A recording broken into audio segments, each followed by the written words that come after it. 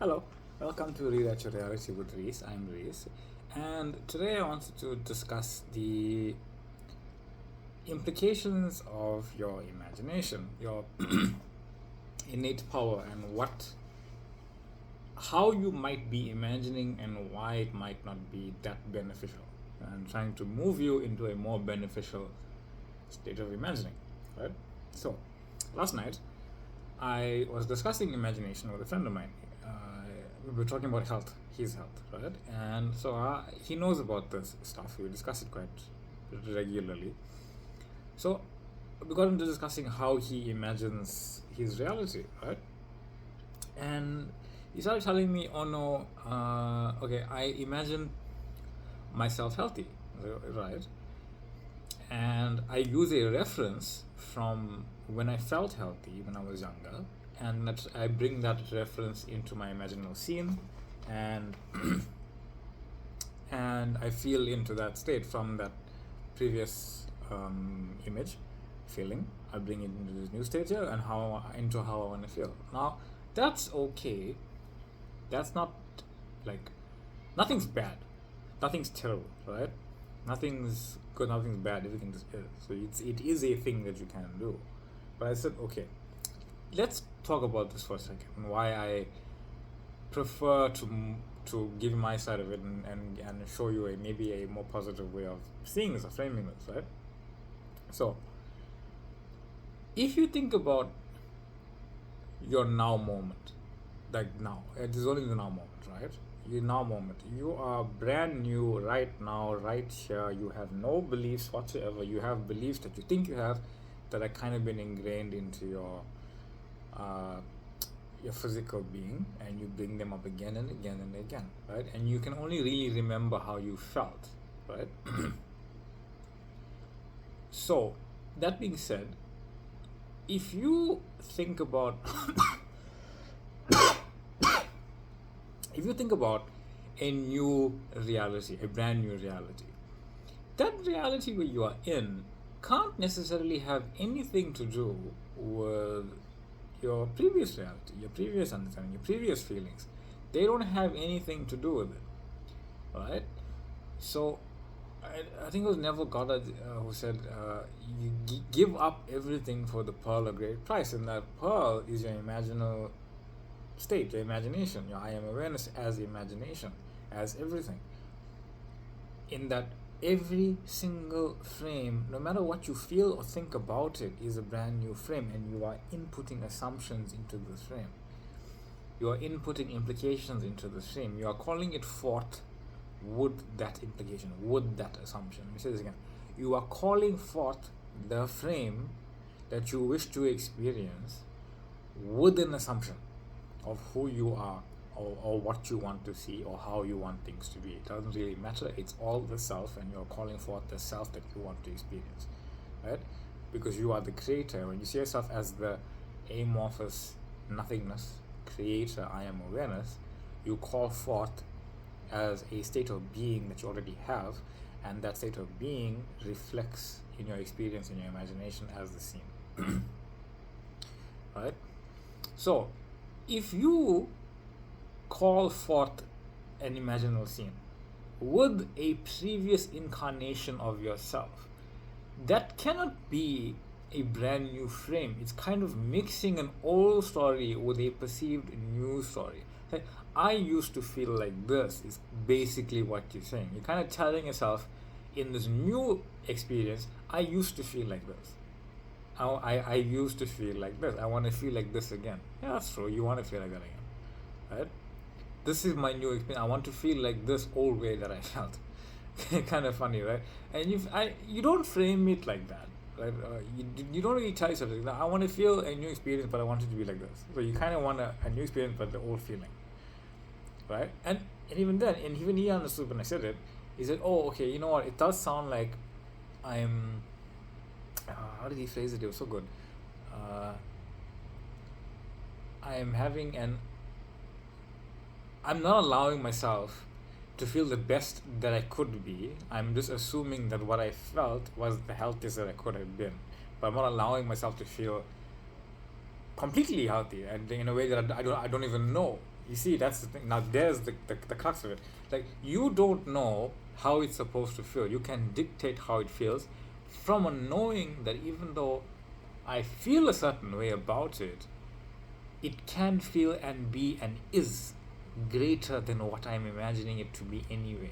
Instead of saying, this is what I wanted, how it felt, no, say, this is what I want, and I know it's greater than what I'm imagining it to be, and I'm allowing it to be greater by not bringing anything from way back when here and now, being it here and now. Let me just draw this quickly because I drew it for a minute. It was good. I hope. So here is you. Right? There's you there. Here's your timeline of experience. Right? And you're imagining here. Now, what he was doing and what some people do is that they bring this feeling into there, wanting it to be their future frame here. So you're mixing up this with the old, with the new, and you're bringing it here and now, right? What kind of experience is that? It's like I'm telling myself, no, I'm bringing in this old feeling. I want this old feeling to be my new feeling, right? I want this old frame of reference to be my new frame of reference. You aren't giving up that. You aren't letting go of this. You need to let go of it completely, absolutely and utterly. It's nothing to do with you anymore, right? So, and again, there's another good example that we came up with together. It's about, let's say, you don't know what the feeling is supposed to feel like, right? You don't know what the feeling of your ultimate healthy body feels like unless you're experiencing it. But even then, you can feel, and you can feel even more elated than what you currently feel, right? Because emotions are always changing. So, I came up with this cool example. Imagine a parent, right? Or if you have children, imagine a parent, imagine a child, imagine a friend, and imagine the person that you love, romantically. Hug each one of these people. Completely different. It's a completely different feeling. It's a completely different person. It's a completely different experience. There's a completely different love that comes out of you. It's filtered through a different frame of reference. So if you were to try and hug a lover as if you would hug your parent, it's a very strange feeling, right? It's not going to work. And if you hug this lover opposed to an older one that you have previously experienced, and you hug them the same way, it's not going to feel the same. It's going to feel like the old. You're going to bring in that old frame of reference. So it's not about trying to make it's not about trying to make it seem real to you. It is. You just know that it is. It's a real experience. And here's the thing. When you allow that frame, that end frame, when you allow that end frame to be blank, right? You are here. When you allow this, when you allow it to just be blank, with the assumption of who you are, that I am in that relationship that I desire to be in, I am healthy as I desire to be, with no other assumption other than I am calling that this frame. It comes with the feeling. It comes with all the emotions that are sitting. It comes with the visual. It comes with the audio. It comes with the touch. It comes with the whatever. It comes with all the emotion and feeling that you want to put into it. You don't have to put it in. You just call it forth with the assumption, and it comes for you into your experiencing as your experience as you. You are the frame. You are the person in it. You are everything in it. You are the experiencing of it. The frame has everything. The frame is the seed completely. That's why you don't bring anything else into it. Because the moment you bring something else into it, you are replacing what's in that frame with something else, and it's no longer that frame, no longer your chosen reality, and no longer what you want to experience. Right. Okay, so you have a blank idea, blanket, like, and even if it even if the old stuff pops up now and then, in your imaginal scene, just Let it be there. Say, yeah, okay, that was there. That's an old thing. I'm choosing to know and to see that this frame of reality is blank, free of everything. It's new, and I'm repeatedly assuming and calling forth from and affirming it that this frame that I'm imagining is brand new and it's mine. And it's new. It's who I say I am now from a blank slate. I am the creator and I created this. I know it's there. I'm knowing it now.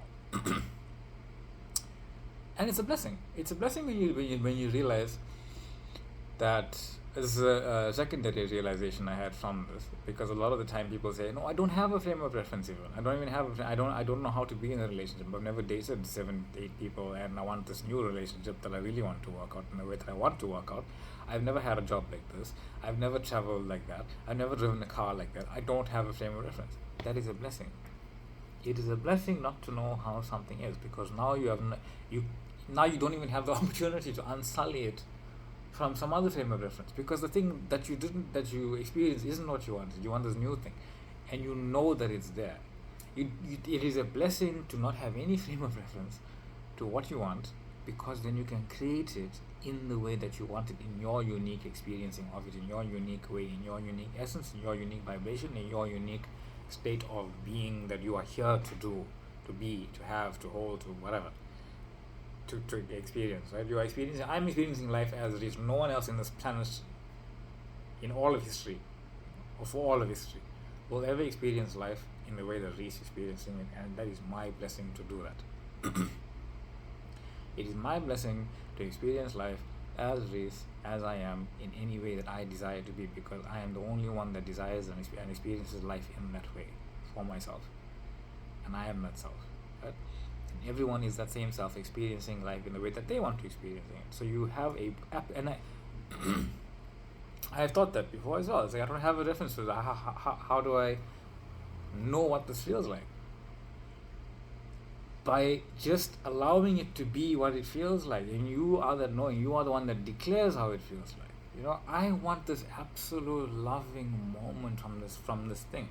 I declared it that it is absolute loving moment. When I'm feeling it, I'm feeling that love of it, right? And that's just an emotion anyway. It doesn't really matter, because everything's built into the frame. Don't have a perception of how it must feel. Assume what it is that you want. Assume yourself into that frame and let everything just flow. Right? There's no right way to be in the experience. There's no old pattern. There's no societal normal. Oh no, if I date this girl or that guy or whatever, I'm the one that has to pay. So I imagine myself paying and buy them flowers and cards and this and that. There's no right way to do something. If you like doing all that, go for it. Imagine it. Beautiful. But you don't have to do it that way. You can do it any way that you want to do it. You can have a picnic in your yard looking at the stars in the middle of the night with the person that you love, knowing that you are loved, that you are loved, that you are loving, that you are this frame, that it is true, that it is your divine right to imagine this, to have this, to be this, and to know this. And it's completely yours, free from every other thing that you've ever experienced, because you're calling forth that experience now in the way that you want to call it forth. I'm just making up something, like an example. First example again, you can have it any way that you desire to have it. So imagine it that way. So, I hope that makes sense. The beauty of having no prior reference allows you to create a new reality that transcends all of your beliefs and experiences. That is the most blessed thing that you could possibly think of, I think. That you are everything and everything is new and you can have it any way you want. So, be yourself, be unique, because the uniqueness is your essence. I'm grateful for you all being here. Thank you. I love the discussion that I had with my friend. I'm very grateful for it. Don't forget to like and subscribe, and thank you for liking and subscribing and the commenting and the support. I do have a Facebook group if you want to join and ask questions there, or ask for coaching, or etc. Until the next time.